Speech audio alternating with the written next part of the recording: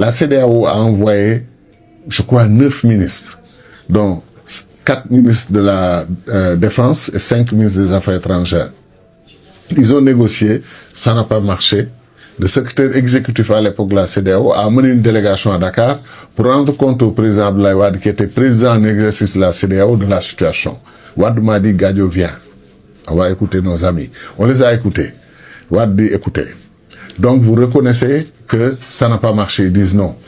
Donc, on va laisser la Côte d'Ivoire se briser en deux morceaux. C'est inacceptable.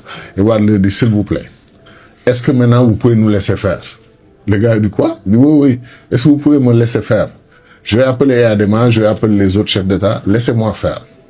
Parce que Wade avait déjà fait des médiations au Zaïre à l'époque, dans beaucoup de pays, au Togo et tout. Il connaissait ces questions-là. Il dit laissez-moi faire. Les gens sont sortis, gars, toi tu restes. Je suis resté. Il me dit, tu es courageux. Je lui dis, oulala, je pense que je suis courageux. Il me dit, je te mets en mission sur la Côte d'Ivoire et tu vas aller en zone rebelle. Et tu vas parler aux rebelles, c'est des jeunes comme toi, et je sais que tu peux les convaincre parce que je connais ta capacité de persuasion. Et honnêtement, je t'ai posé la question pour rigoler, mais je sais que tu n'as pas peur, je te connais. Donc, prépare-toi, tu vas en mission. C'était un défi, un challenge. Voilà, et je suis allé saluer le président Gbagbo, prendre sa version des faits, et ensuite, j'ai dit au président Gbagbo que je veux voir les rebelles. Il me dit, ah, les rebelles sont là-bas, ils sont armés, c'est dangereux, fais attention. Mais merci de vouloir aider la Côte d'Ivoire. Et comme par hasard, avec les petits micmacs de diplomates, le soir, je suis à l'hôtel Ivoire et je reçois un appel. Je prends le téléphone, c'est Guillaume Soro, lui-même, qu'on considérait comme le chef de la rébellion. Tout à fait. Monsieur le ministre, nous avons appris que vous êtes là, dans le cadre de la CEDEAO, pour la médiation. Vous êtes un panafricaniste, un de nos frères. Nous, on veut vous aider à trouver une solution. Donc, on va travailler ensemble. Je dis d'accord. Je suis resté à Abidjan pendant 10 jours, pendant lesquels Guillaume Soro était lui-même en clandestinité à Abidjan. On le cherchait ailleurs, alors qu'il était à Abidjan. Et lui et moi, on faisait des réunions de minuit à 2 heures du matin au téléphone chaque jour. Et parfois même à 2 heures du matin, je lui dis, attends, je réveille le président Wade. Je lui dis, j'ai tel point d'accord avec Guillaume Soro, est-ce que ça vous convient? Il me dit, son avis. Oui. Est-ce que vous pouvez donner votre avis? Le président donne son avis, on engrange. Alors maintenant, il fallait aller à Bouaké. Et je suis allé avec le général Abdoulaye Fall et d'autres personnalités.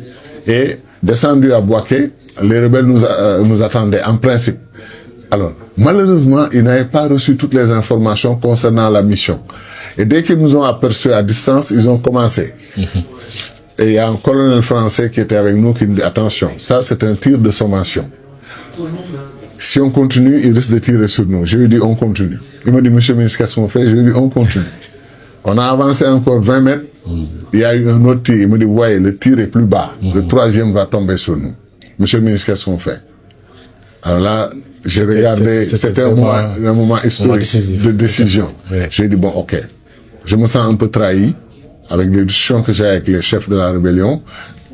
Faut pas jouer les héros. Et des héros morts là, ça ne sert à rien. Retournons. Je vais retourner à Abidjan, mais je vais me faire entendre. Ils me disent d'accord. On est retourné. Et qu'est-ce qui se passe? Les rebelles reprennent contact en présentant les excuses, en disant que c'est malentendu. Faut pas que vous abandonnez, monsieur le ministre. Ce qu'on a avec vous en négociation, on l'a eu avec personne d'autre. S'il vous plaît, revenez. On termine les négociations. Je suis retourné. On a effectivement fait les négociations. Il y a eu un fait très intéressant, anecdotique. Leur chef militaire, Chérif Ousmane, il s'était blessé en utilisant une arme RPG qui lui avait fendu un peu la main ici. Et c'était infecté. Il souffrait quand on discutait dans la médiation. Et moi, j'ai arrêté toutes les médiations. J'ai dit aux Nations Unies, vous m'amenez un excellent docteur. Il le soigne ici. On ne parlera plus de paix, de guerre, tant que ce monsieur, on l'a pas soigné, parce qu'il est très courageux, il tient à la paix, c'est pour ça qu'il vient négocier. Donc, on l'a pris en charge, et ça l'a tellement touché, qu'il est devenu un partisan de Gadio. Le lendemain, il vient dans les négociations, il dit, écoutez, faut écouter ce monsieur-là, ce qu'il dit, c'est vrai, on doit régler ce problème. Soro tombe d'accord avec moi, je retourne, et là encore, on va, et il y a encore un incident, manque de communication, les jeunes ont failli tirer sur mon hélicoptère. Et quand je suis descendu, la femme de CNN est venue, monsieur Miss, vous êtes trop téméraire. Qu'est-ce qu'il y a? Vous voulez vous suicider? J'ai dit pourquoi? Ils disent, ils ont failli tirer sur votre hélicoptère. Je dis, ah bon, pourquoi? Elle m'a expliqué, je lui ai dit, bon, attendez, madame, on est venu pour signer l'accord. Si vous vous rendez compte de ce que c'est cet incident, les gens vont plus parler de ministre qui a failli mourir que de l'accord. Or, nous, c'est l'accord qui est important. Est-ce que vous êtes d'accord pour ne pas en parler? Elle me dit, pour l'instant, oui, je ne vais pas en parler. Elle en a parlé plus tard, mais c'était déjà... Et c'est ce jour-là qu'on a signé l'accord historique de Bouaké, le 17 octobre 2002, qui a arrêté la guerre en Côte d'Ivoire, malgré ce que les révisionnistes, ce que j'appelle les révisionnistes de l'histoire, essayent de construire. Moi, j'ai vu des gens raconter la rébellion ivoirienne et le cessez-le-feu jusqu'à la fin, ils n'ont pas prononcé ni le nom du président Wade, ni le nom de Cheikh Tidiane Gadio. Et ça, c'est l'Afrique. Mais ça n'a aucune sorte d'importance, parce que ce qui était important, c'est de refuser la partition de la Côte d'Ivoire en Nord, Côte d'Ivoire du Nord, Côte d'Ivoire du Sud. Le président Gbagbo m'a félicité.